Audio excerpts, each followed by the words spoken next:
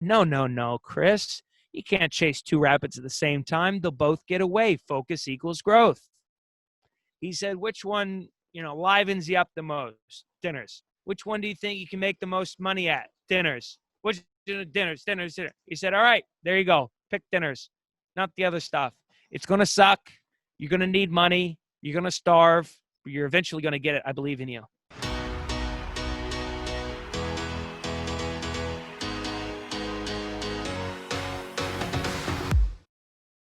I moved to New York City with no job, no college degree, one suitcase, $8,000 in my pocket, living on my buddy's couch in Brooklyn. I called up my dad and said, well, now that I'm here, maybe I should try acting.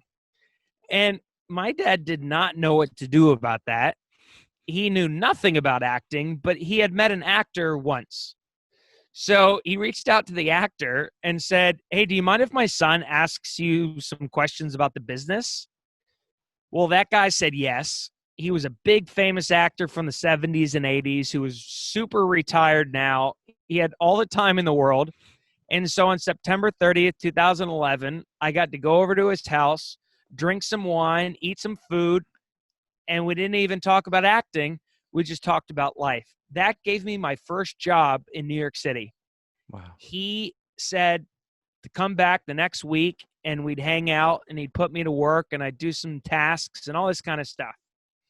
So for a couple months, I just cleaned his closets and drove him places and called people in his phone book to get their email addresses. And I did bitch work. And one day I read a script, a play that he had done in the 80s that I looked at the script now and said, we should do this play again.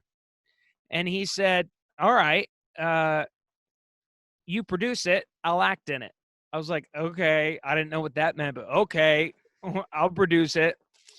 So the first thing we did, is a big leadership lesson or learning lesson for this. The first thing we did was we rented a theater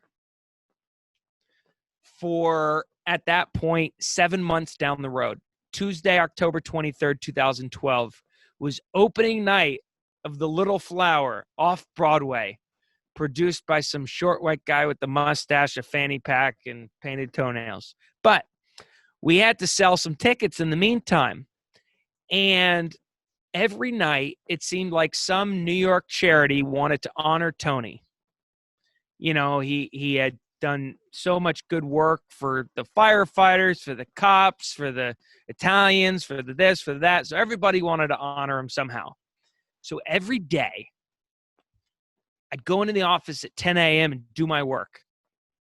At 5 p.m., I'd bicycle home, change my clothes, and at 6 p.m., the limo would pick me up, and then we'd pick up Tony at 6:20, and then we'd be at the charity gala at 7, or 6:50, or 6:45, or 7, depending on how far away it was. And every night, Tony would step up to accept his award and say, you know what? I will auction off a dinner at my house for 10 people, and it comes with 40 seats to our play. Because we would wholesale the tickets to the play to the charity, and then whatever they got above that afterwards was their profit. Right. And so these dinners would sell for $10K, $20K, $40K, and we'd still sell tickets to the play. So that's how we sold out an entire run of the show. Wow. And so we're always producing dinners for the nonprofits, for the donors, and all that kind of stuff. So fast forward a couple years, 2015, I'm starting to do dinners on my own because I'd seen how he brought together presidents, kings, queens, politicians, actors, etc. around food. So I started doing the dinners, and I kept going into Tony saying, hey, I think we could do this for companies. I think they'd pay. You do it. I'll organize it and sell it. You do it, and we'll have a good time. We'll make a lot of money. He didn't see it. He didn't see it. So slowly, I started realizing right leader, wrong vision. And then I started realizing wrong leader, wrong vision. And so then on December 21st of 2015, I left the company, kind of left on bad terms. He kind of said to me, oh, by the way, all the people you met in the last 5 years working for me, none of them can know that you left. So that gave me all this fuel. We're in big trouble on the podcast, right? No, Yeah. No, keep going. And so that gave me the fuel to say, all right, let's see what I can do with my life next. And the beginning of 2016, I had all these different ideas in my head. I said, all right, I ran marketing for Emmy Award-winning social campaigns. Oh, I'm also good at theater. Oh, I'm good at producing videos. Oh, I've also got these little dinners. And it was Sunday, January 24th, 2016. I went snow sledding with some buddies, Dave Lindsay, Jessica, Tripp, et cetera, and we all went to Dave's Dave built a nice little company, a couple thousand people, did about $500 million a year. And when he said, so what are you going to do next? I said, I don't know. I've got this, that, and the other. He said, no, Chris, you can't chase two rabbits at the same time. They'll both get away. Focus equals growth. He said, which one, livens you up the most? Dinners. Which one do you think you can make the most money at? Dinners. Which dinners? He said, all right, there you go. Pick dinners, not the other stuff. It's going to suck. You're going to need money. You're going to starve, but you're eventually going to get it. I believe in you. And that was it. Then off to the races we went. Wow. So yeah.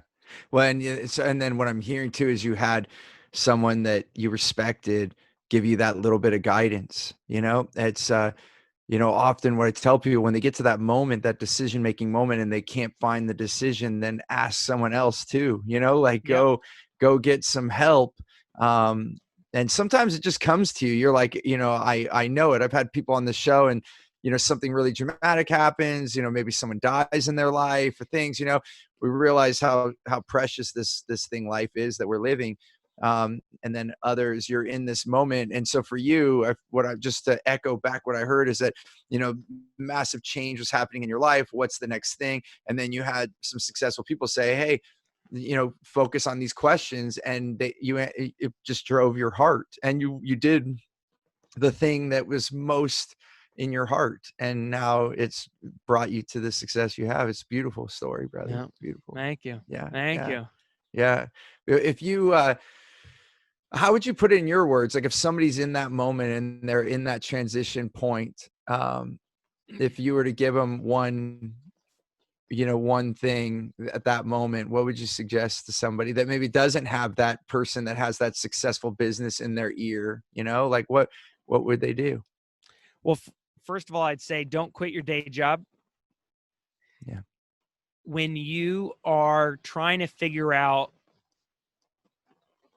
if you've become passionate about something enough to devote the rest of your life to it, do not bring in the pressure of money immediately. I'd like to think that we gave ourselves about 18 months to go truly from passion to profit. The first year of our dinners, we promised to do completely for free. Every dinner was for free in our home. We didn't touch money. It was just perfect that way. Then the next 6 months after that, from 12 to 18 months, we just charged enough to get by, just to pay our bills a little bit. And then after that 18 months, did it really become profit? But I had a lucky situation. I was splitting rent with someone else. I had a little bit of generosity from my parents. I had money in life savings, but it created pressure to have to turn this into a business. So I'd say if you can figure out how to make it work with your day job as well, it takes the pressure off, needing to figure out shit quick. Because the worst thing you can do is have a vision for something and throw the product out into the market before you have a product market fit, before you know if the community actually needs what you have. Right. Yeah, it's so important, like, to not develop something in a bubble and then come out and go ta-da, and no one wants it. And even if it is very, very valuable thing, the perceived value isn't there, so you have an issue, right? So Yeah. it becomes a huge risk. And many people might say, well, wait a minute, Chris, you just said follow one bunny, and then now I'm doing two because I'm doing my job. The thing that I want to hear your answers, but I just want to add, I've helped other people make these transitions, and it does come back to a financial thing. It's like, okay, well, let's get 6 months of runway before you quit your job. Let's make sure, what can you do to get that much savings? What are your bills look like? It comes to some fundamental things, because if you're homeless, it's a lot harder to start a business. Oh yeah. No, I mean, it's, finances make you do dumb things, for short-term gains. You were talking about, if you want to go fast, go alone. If you want to go far, go together. Well, leadership and building a company, especially as a service-oriented company, you're talking about growing up in Silicon Valley. You're talking about exponential growth, big quick exits, like big tech. Those business models that we hero worship in America, that's not for like a service-oriented company, right? For a service-oriented company, you want to prove that you're good at something over the long run, that what your service offering, first of all, isn't going to make you just like affect your health, right? When you're in a service-based business, your health is on the line. A lot of times you got to be there to serve the client. And so you want to make sure that the way you serve people is sustainable. Yeah, absolutely. There's no selling your business when you get, you're building something that you're going to be attached to. So you might as well make sure that you can, really devote yourself to it before you quit your day job to devote yourself to it. Absolutely. Absolutely. So you can do this really, really smart.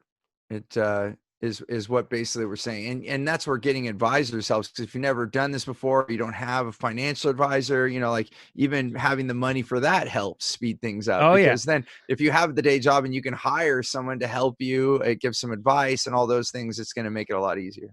Yeah.